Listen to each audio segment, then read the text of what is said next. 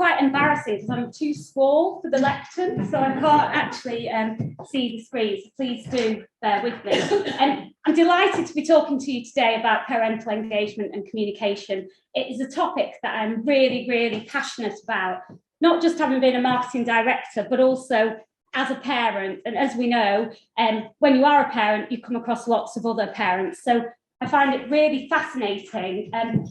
In particular, I always feel sorry for heads because it seems to be that things that cause the most trouble in schools are actually the most unimportant things. And I think this is where parental communication and engagement can really help, hopefully make your life easier. So what I'm going to do today is just talk a little bit about why parents matter. Now, you all know much more than me why parents matter. I'm not talking in an educational sense, but just in their role in terms of pupil recruitment and marketing.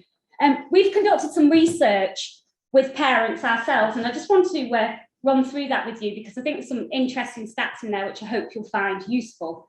I'll also talk about social media.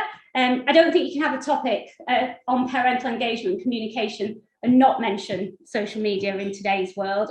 That could be a whole day, but I will rattle through it quickly. And then we'll just look at some best practice examples and how we can help harness that goodwill. So if we start with current parents, why are they so important when it comes to recruitment of pupils? And the thing is, because they are the ones who are most relevant. So if you meet a past parent and you're considering that school, you don't listen to what they've got to say as much as a current parent. The current parents are the one that everybody takes notice of.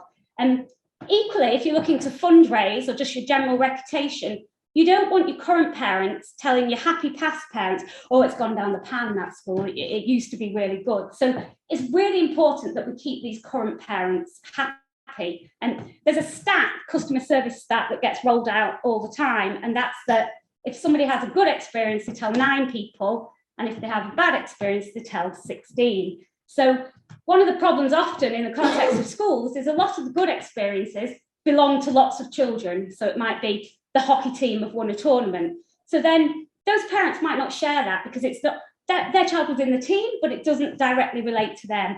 As soon as something goes wrong with their own child and it's a bad experience, they're off telling everybody. So the sooner we can manage these parental communications and engagements, the better.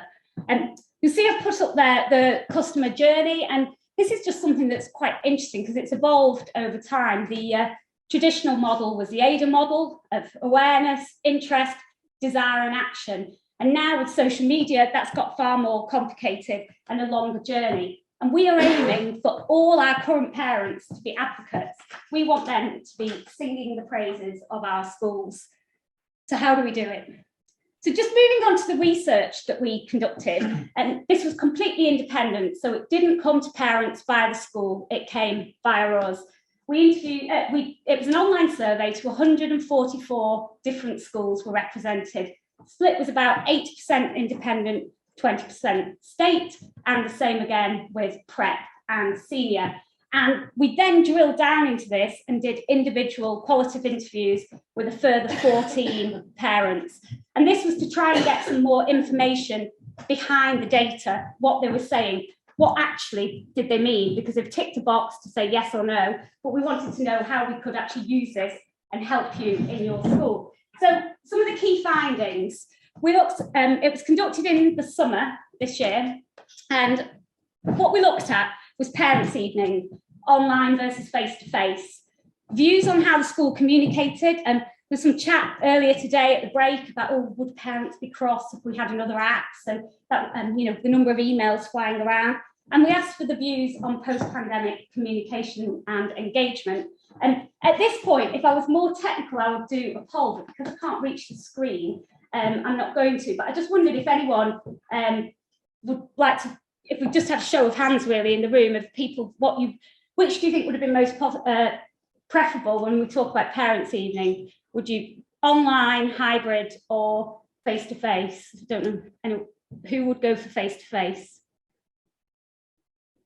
What about online? Okay, so that's really interesting. So the audience here very much said, hybrid. So I think it's an equal split between hybrid and face-to-face. And I think that I was really surprised by this, the number of parents who preferred online parents' evening. And then I thought about it a little bit more, and it made perfect sense. You have every single person in this room and on that call has had that parents' evening where one parent has not shut up, and there's getting a queue, people are getting cross, and it's really hard to manage the conversation. And the beauty of the online parents' evening, because School Cloud or Teams cuts you off, means you've no longer got to manage that being rude to people or extracting yourself from the conversation.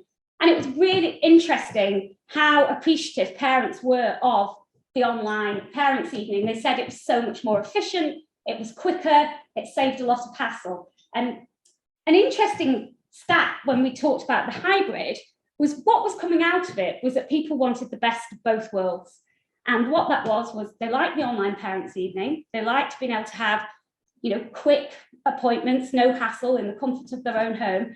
But what they did miss was being part of the school community. And so worked with a couple of schools who said, right, we'll keep our parents' evening online, but what we'll also do at that time of year, we'll hold another information evening for the parents so that they've got that opportunity to come in and be part of the school and hear a little bit more about the school and the year group without having to go through the rigmarole of the parents' evening. So that might be something for you to consider. Another thing for face-to-face parents that I've seen work really effectively, this was at my son's school, where it was all conducted standing up. The entire parents' evening was standing up. I can see Asa looking very confused by that as a concept. And different teachers were placed around the room with their subject. And it worked really, really well because the teachers were able to walk away, other people were able to come near you. You didn't have that when somebody sat there, it's quite hard to get them to get up and move. So that might be something that you might want to consider. Another point was a lot of people talked about during COVID, there were online coffee mornings and online drop-ins. And there was a feeling that perhaps some of these should stay. Yes, it's great that you're back having your parental coffee mornings in the school, but there was a view that the online ones were quite convenient for people who couldn't make it into the office. There's also the suggestion that there could be more drop-ins, so people could book an appointment to have 5 or 10 minutes with the head or with the form tutor at a different time of year. So not perhaps a formal parents' evening, but an optional one so that people could come in and have a quick chat with you online. So those were just some of the ideas that were coming out of it.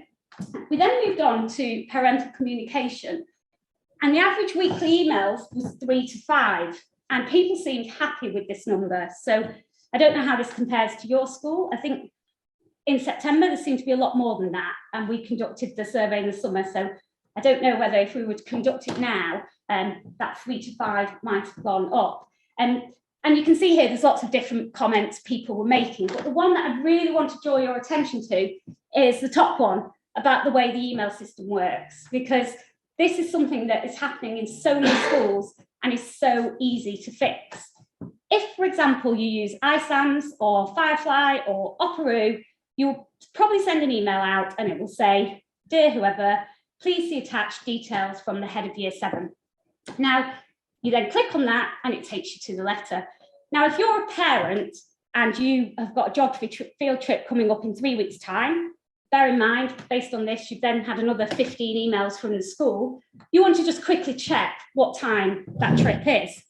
And you can't quickly check because you can't search under Malham, for example, because it's all gone in as please see letter from head of year 7. So really, really easy change. Just ask your school office or your common room secretary to change that so it says, please see a letter from head of geography about the year 7 Malham trip. And that you will be surprised how grateful parents will be for that. And you'll also be surprised how much time it saves you from people sending emails. Oh, sorry to ask, what time does the bus leave? Because they'll be able to access the information more quickly. So I think that's just something to really bear in mind. Now, moving on to post-pandemic communication and community. This, I think, was quite heartwarming because you can see that it doesn't seem that it's made a difference because some schools it's increased, others it's decreased, some it's stayed the same. So I thought that was just worth putting in because if you're one of those schools that you feel that your community's really suffered due to COVID, hopefully this will make you feel a bit better and realise that you can change it and that it is possible to get your community back up and running. So just going to look at social media now. And these were some of the quotes that we got from people, which I thought were quite interesting. I think you can split social media into two areas. You've got it as a source of information. Are you using it to communicate with parents? And then you've also, tell them about things. And then you've got it as a method of communication. So we'll look at the two separately. Just in terms of it as a source of information, please be clear about what you're trying to achieve with your social media, because it's interesting how many parents were saying, I don't see the school social media as having anything to do with me. And I think that's quite depressing, because we know that word of mouth is such a big factor in attracting pupil numbers. And this is your digital word of mouth. So you want your current parents to be liking your post, to be sharing your post, to be proud of the community. So do have a look at it. And if it's perhaps too salesy, you can have the same pictures, but just change the messaging. So a classic example would be, Year 11 had a brilliant team building exercise yesterday. Well, you know, we can just change that to say, everyone's tired after such a busy day to team building, with small tweaks. But then it feels that if you're a parent with a child in Year 11, that's about your children rather than a sales message. And also, by the time prospective parents are looking at your social media, they're already interested in your school and they will have been on your website. If you think of yourself and the way that you look at things, you probably look at a website, then you would drill down into the social media. So does it need to be saying exactly the same as a website? It's not a shop window. It's meant to be more of an engagement, more of a community. That's how social media works. And it's how, in particular, younger parents will want to communicate. And then just looking quickly at the platforms, I'm not going to go through all of them, but I will point you in the right direction and some good ones to follow if you are considering what to do. And TikTok. So TikTok, has anyone, any school here got a TikTok account? No. So TikTok was something that no schools had accounts for probably some 12 months ago, and now quite a few have. Have a look at Felsted. They've got a good TikTok account, and also Radley College, and see what they're doing with it, because you probably sat here thinking, well, there's no way we're going on TikTok. That's a minefield. But I imagine that if you think back some 2 years, you will probably say the same about Instagram, and imagine that pretty much all the schools in the room are on Instagram. And for those of you who might want a bit of help with your Instagram, I would recommend following SEBA. Don't know how many of you, did any of you see the SEBA story that went viral? If you haven't seen it, Google it. It's really good. If you Google best teammate ever, and it was a snippet of 2 children on the rugby pitch, and it went absolutely viral. Justin Bieber retweeted it. British Olympics retweeted it. It ended up in the Times and the Telegraph. And that was authentic content. It wasn't, look at how our children support each other. It was literally just a video. Definitely, it's only 7 seconds. Definitely worth a watch. LinkedIn. If you're not on LinkedIn personally, your school probably is, and you might want to look at putting yourself on there and growing your profile. A really good person to follow on there is Tom Rogerson, who's the head at Cottesmore. He is so enthusiastic about his school. He's posting all the time, but he's doing it in a positive, interesting way. So if you are thinking that might be something that you want to get more involved with, I would definitely recommend him. The other person I'd suggest you have a look at is Emma Fell from Attinger Digital, and she runs a company which is all about helping schools do effective Instagram accounts, but she gives lots of free tips and ideas. So definitely worth a follow. So moving on to social media as a source of communication, and we were discussing this in the morning break about WhatsApp groups and the toxicity of them. Now, in the old days, parents used to communicate on Mumsnet, NetMums, Facebook groups, and one of the jobs of a marketeer would be constantly looking on Google and seeing who's posted what and having to put comments to say, oh no, that's not what happens here. And it was a real nightmare. Now, the good news is that that's stopped, because people don't tend to put these in these public forums per se. But the bad news is it's all moved on to WhatsApp. And one of the interesting stats was that from the prep schools, 86% of parents were in a parental WhatsApp group. So that's a huge amount of your parental body. And these WhatsApp groups, I mean, there's just horror stories out there, and I'm sure you all sat there with some of your own. So my advice is to use ClassList. If you haven't used ClassList, please do have a look at it, because what it does is it enables the school to have ultimate control, but parents can connect with each other and things can go in groups. But the difference is that the parents are aware that the school can see it if they choose to, because we've had lots of conversations about, oh, should you have a parent in the WhatsApp group who reports back to the school? Well, no, because why should the WhatsApp group have a direct line to the head's office?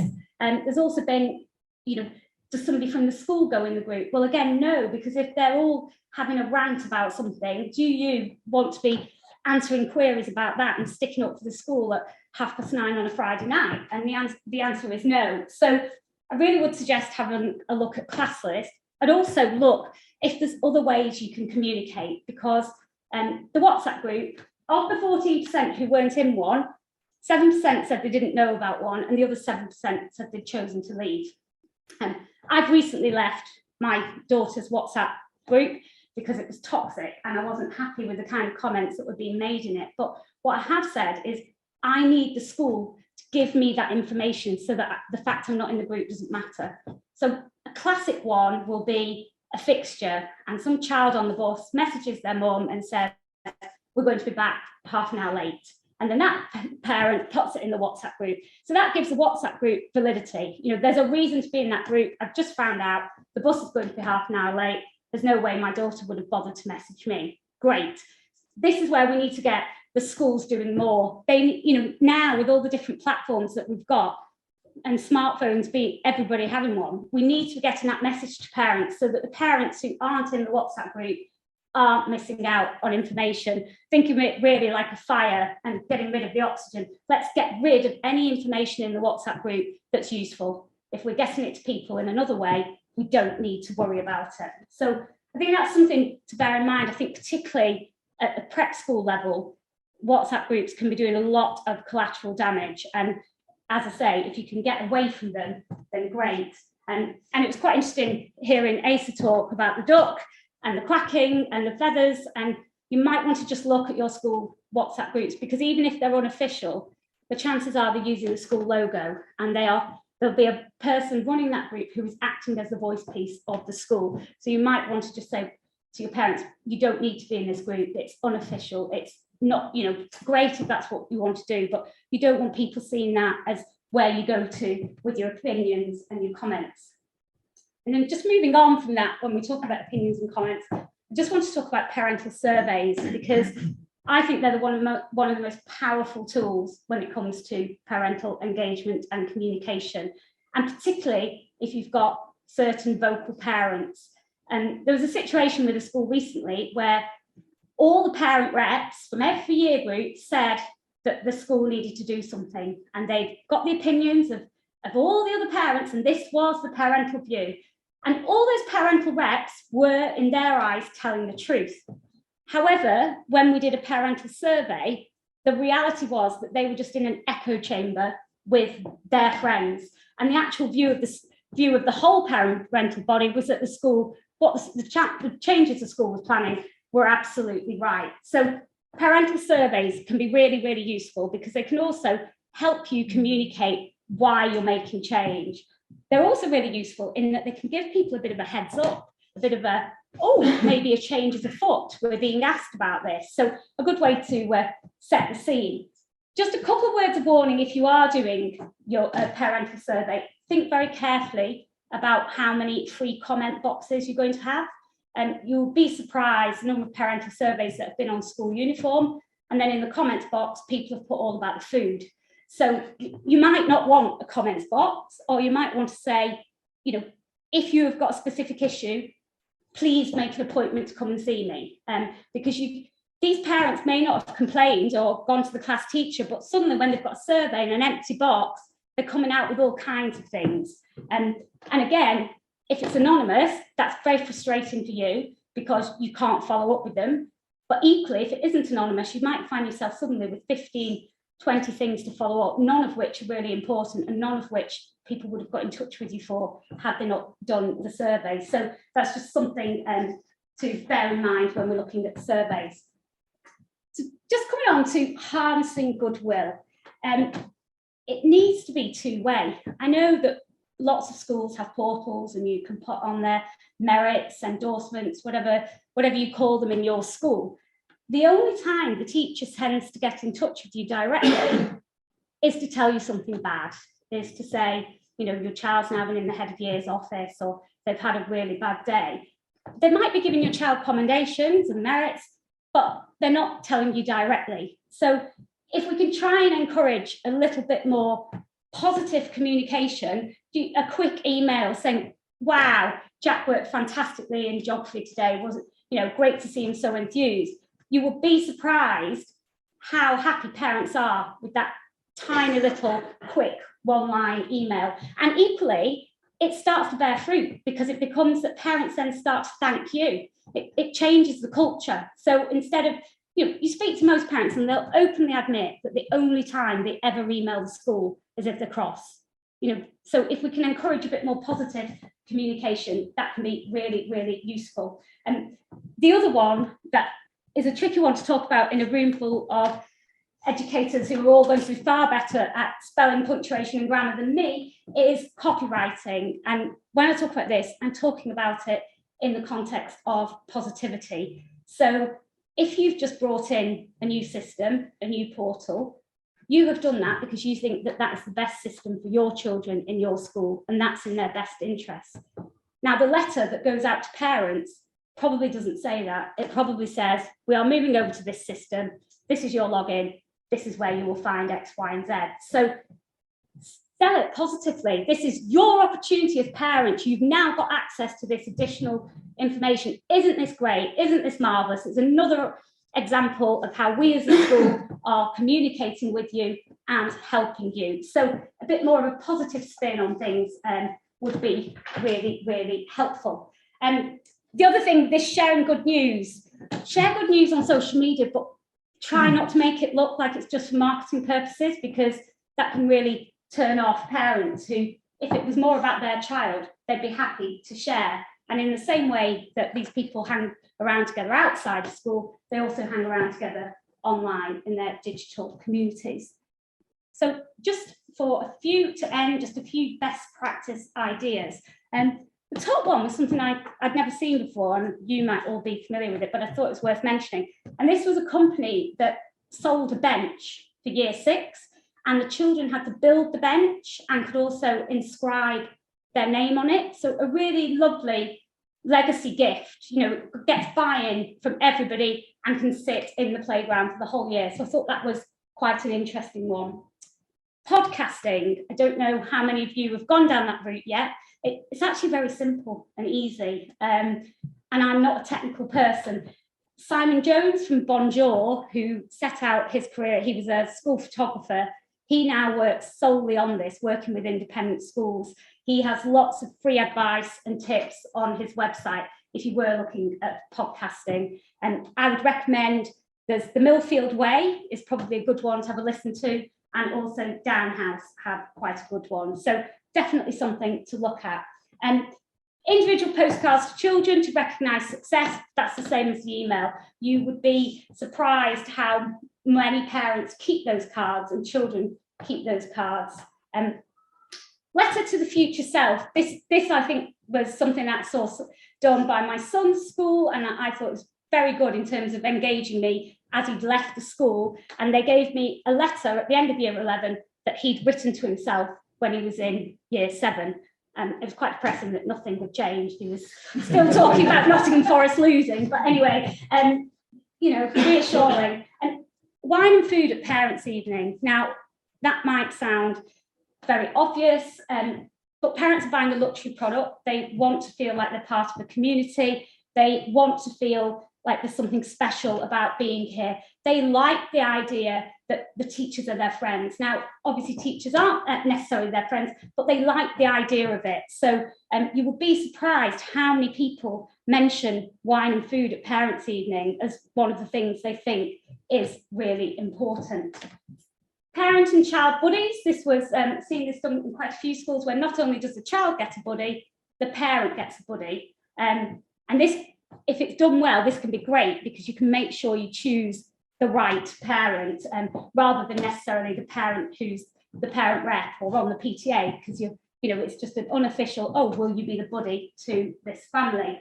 Personalised websites I'm going to leave, because that's really more for prospective parents. But if you haven't had a look at Campus 24, I'd really recommend it. It enables you to give your prospective parents a personalised website of the pages that are relevant to them. So particularly good for schools that are 3 to 18, because your website's got so many pages on it.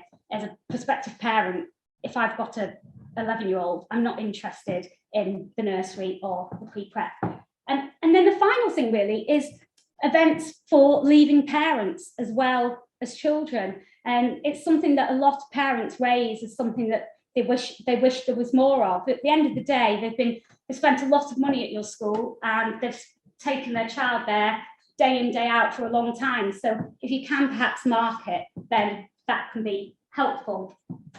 So just to wrap up, I just want to leave with this quote, because I think this sums up parental engagement and communications when we're talking in the independent sector.